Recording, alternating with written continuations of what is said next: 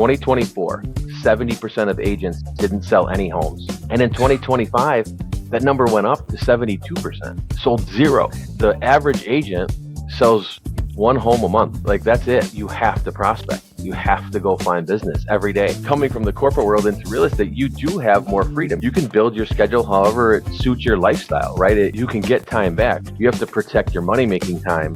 If you treat it like a regular job, you're going to be in the top 1% of agents in the world. Hi, I'm Tim, real estate agent, veteran, and author of The Freedom Agent.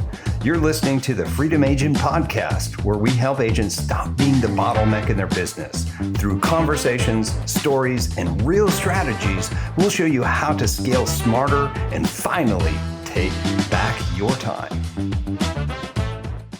All right, guys, welcome here to the Freedom Agent podcast. Once again, we have our guest here, Jimmy Nelson. Jimmy Nelson is a real estate coach, former high-producing agent, now focusing on the coaching, recruiting, leadership development, and that brokerage growth, which he'll go ahead and get in here. Jimmy, I believe you've been in approximately, 20 plus years now? Is that right?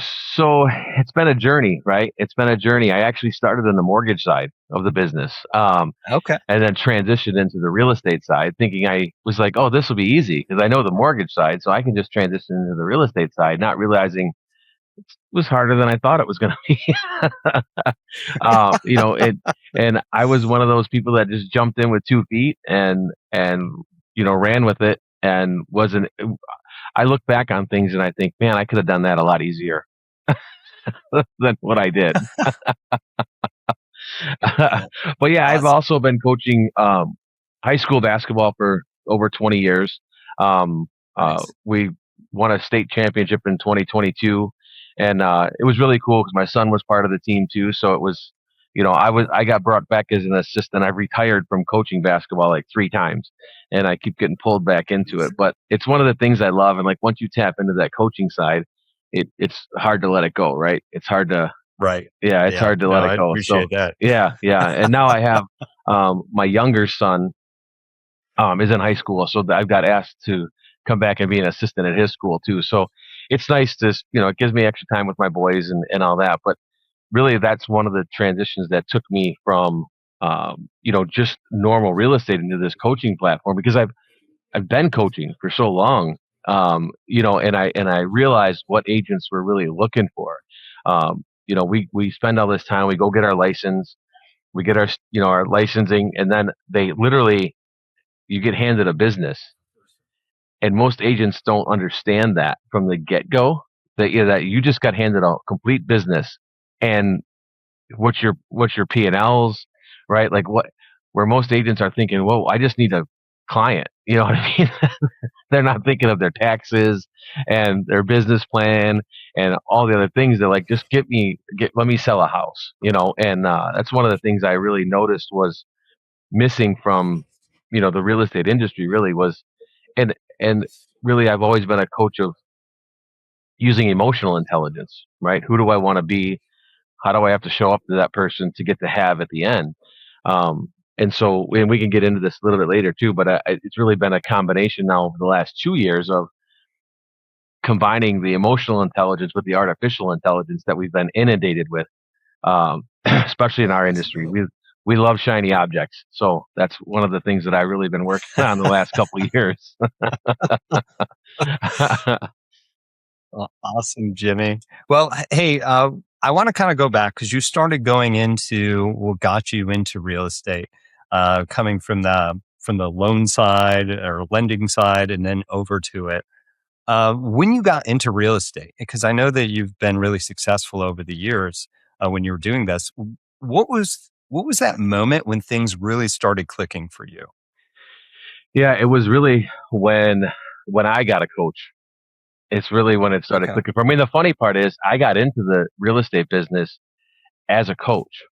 So I had a friend reach out to me, said, hey, I have this, a friend of mine has this role. I think you'd be really good at it.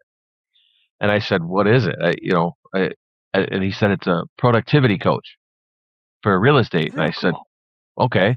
So I went and did the audition. I did my research, went and did the audition, and they wanted to hire me on the spot after the audition. but I didn't have a real estate license yet.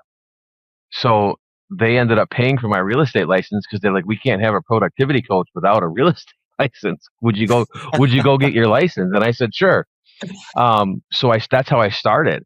And then once that ended, I just went, you know what? I'm just going to be an agent. I just want to be an agent. Let me do my thing. I've been building business plans and doing this. Um, and I got with a coach and I said, here's what I want to do. And the first thing he said was, you need to slow down because you're setting goals that are out of reach. Like you're trying to do something in real estate that nobody's ever done before. And I said, yeah, that's what I want to do. He said, but the problem is that's why we have so much fallout in our industry is because we set these really lofty goals, and if we don't meet them, we feel like failures. So let's set some goals where we can meet them. And that was really where I started to have a lot of success. Was I looked at this big goal that I really wanted, but then I got to more of a realistic goal. But then boiling that down to what do I need to do today to get to that goal? Because you can't boil the ocean, right? You can't make that yearly goal. You can't make it in one day. But what do I need to do today to get to that spot? And that's really what just reverse mathing it, right? Like looking at how many contacts that I need, how many appointments that I need to make, like looking at those conversions and what do I need to do today to get to those numbers. And that's what really helped me skyrocket the business. That was awesome. Yeah, no, it's great to have a productivity coach on here. My goodness, this this is a perfect question that I had on here for somebody just like you. So here we go. So, what's the one thing most agents get wrong that you figured out? Their schedule. Schedule. Okay. Yeah. Can you elaborate a little Their bit more on schedule. that? Yeah. Yeah. So it's one of the things that I've really like dialed in on, is we get out of doing a corporate job or a 9 to 5 job because we're going to get into real estate for the freedom of it. Right. Yeah. Now, coming from the corporate world into real estate, you do have more freedom. You can build your schedule however it suits your lifestyle, right? Include your kids' sports and whatever else you want to include with it. Um, but you can get time back, but you have to spend that time, that production time, right? Like you have to protect. I call it the money making time, right? Like you have to protect your money making time. And if you do that, if you treat this like a regular job and not a real estate agent, if you treat it like a regular job, you're going to be in the top 1% of agents in the world. Like think about that. Yeah. We know that statistically speaking, NAR put out the statistics not too long ago. 2024, 70% of agents didn't sell any homes. 70%. And in 2025, that number went up to 72%. Sold zero. So we start to look at this and I'm like, oh my gosh, the average agent sells one home a month, right? Like that's it. It's 12. That's average. Now, if you spend that production time and you're making phone calls or you're door knocking or you're using social media, there's a ton of ways to do prospecting, but you have to prospect. You have to go find business every day. Every day we wake up Yeah. unemployed. You and I chose this life, right? Like we chose this life like that every day. I always joke and tell people like I'm actually only 25 years old. This is just what real estate does to you, but it's but I love it. I love real estate and I love being around people. And that was one of the things that drew me away from the mortgage side because the mortgage side I spent all day on this thing, and on my headset all day, just dialing. And in mortgage you really hardly ever get to meet your client. As to where in real estate, I was just, and I'm still an active realtor too. I just had buyers out on Saturday doing showings. You know what I mean? So Nice. Yeah. it's family friend and they want to go see a house, so we took them out and showed houses on Saturday. So it's still because I feel like you still need to be involved in it, right? How am I negotiating now? What's the market doing? What's happening in the market? How is it changing? Is the market softening? Is it a buyer or seller? And if you're not doing it, it's hard to say like, well, this is what's happening because you're just taking the word of everybody else. But once you're actually doing it Yeah. Right. and still continuing it, it makes it a little bit more real. Man. That's so awesome. No, I love this. This is exactly what the people out there really need to hear. Quick break. If you're a high producing real estate agent who's already figured out the money part but keeps losing ground on your time and your health, that's exactly who the Freedom Agent was built for. We're a coaching and VA connection platform specifically for agents who are ready to run the same business in half the hours. Whether that means building the right virtual team, the right systems, or just finally getting somebody in your corner who's done it, we've got you. Check us out at freedomagent.net. All right, back to it. Jimmy, I've got another question for you. Loving the scheduling questions. That just hit me in the soul.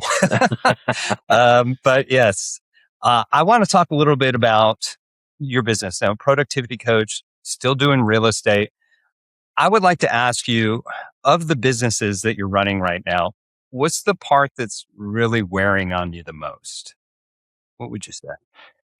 It always comes back to the same for real estate agents, right? It's always the admin side, right? It's always the admin side. So how can you get that weight off? AI's, I mean, look, what's going on with AI tools right now is absolutely incredible. Um, there's so much happening with it, right? Like there's so much happening. And again, everybody's promising, oh, you can do this, you can do that. But one thing I've learned too, like combining the emotional intelligence with it too, is if you're already operating in chaos and you start to use AI, you're just amplifying your chaos. It's not getting any better. It's not getting any better. It's just making it worse. I love that. Yeah, it's just amplifying the chaos. It's not making it better. So I would say like the biggest thing that agents and I talk to team leaders and brokers all the time and coach them through whether they're starting out a team or they've been running one for a while is um that's the biggest issue that they have is the admin side of everything, right? We know we're good at sales. We know that. But it's the admin side. So if you can unleash that and find somebody, one that you can count on, and whether that's a VA or whether that's an in-house person or something, but if you can unload the admin side of everything and it frees you up to go out and have conversations with people and have sales and talk to people, that's what we're supposed to be doing. We're not supposed to be doing paperwork all day. Yeah. So no, I'm with you. So you've identified it, the admin. What are you specifically doing to mitigate that? Yeah, that's the thing. I use a VA. So I use a VA Okay. admin. Yeah. So everything runs through the VA. I've also partnered with title company to run Nice. my admin stuff through that. So like what do I want to say? Um they run all my admin stuff, right? So I go out, get contracts signed, get everything. I get them to that, and then they handle that part. So I don't have to handle that part. And the thing is, agents get so hung up on, well, it cost me, 150, 200, whatever it's costing you. It's costing me this much money. But if you could take that time instead of doing that stuff and go get another client, does that matter? Right? Does that matter? Because it's lifting it off of me. And again, when I first got into the business, I didn't want to spend the money. I didn't want to put that money out there. I didn't want to hire an assistant and do all that thing. So instead of that, I was in the office on Sunday doing all my paperwork. And I'm thinking, I got into this to not do this. And here I am on a Sunday putting all my paperwork together. And then I got my broker calling me going, hey, you're missing 3 documents. And then I'm like, crap, I got to go find these other 3 documents. And, so it lifts that stress off. So you have to stop looking at the number, right? And think about your time, because that's the most important thing. We don't get time back. We can get the number. You can make a couple extra sales, but we don't get the time back. And when you don't get the time back, that's the thing. It's like I was in the corporate world. I worked till 9, 10 o'clock at night. You know what I mean? Like I missed some things, you know what I mean? Like some of my son's baseball games. And I can remember the first time I missed a game and I was like, oh my God, I never was going to be that dad. You know what I mean? And then here I was. And so with the real estate thing, you do get more freedom back, but I probably work more hours, but I can control my hours, right? I can say, if somebody, for a long time, it was like somebody wanted to go see a house at 6 o'clock on a Tuesday. And I'm like, well, he's got a baseball game. I can't hey, listen, I can't make it, Mr. and Mrs. Seller, our buyer, I can't make it on Tuesday. Let's do Wednesday. Does 5 or 6 work for you on Wednesday or Monday, whatever. But I can schedule around that stuff.